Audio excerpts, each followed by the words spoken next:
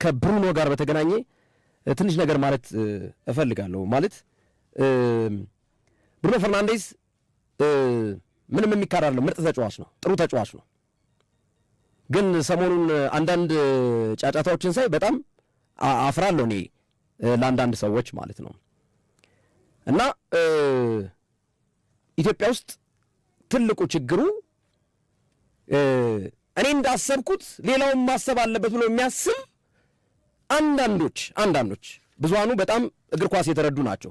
እግር ኳስ ያልተረዱ ነገር ግን እኛ ሀገር ላይ ያለ በአንዳንድ ሰዎች ያለ ትልቅ በሽታ አለ። እኔ እንዳሰብኩት ሌላውን ማሰብ አለበት ብለው የሚያስቡ ማለት ነው። ለእኔ አሁንም የእንግሊዝ ፕሪሚየር ሊግ ምርጡ ተጫዋች ዴቪድ ራያ ነው።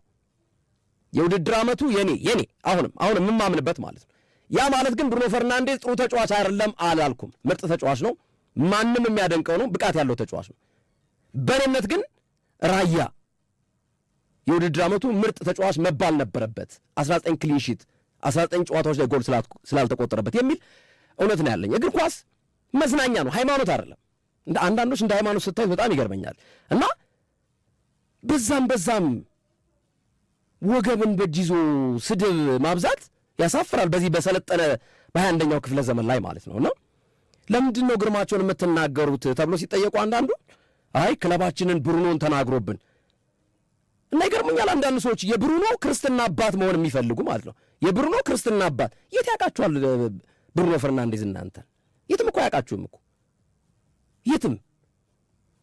ስለዚህ የሰውን እምነት ማክበር፣ የሰውን ሐሳብ እናክብር።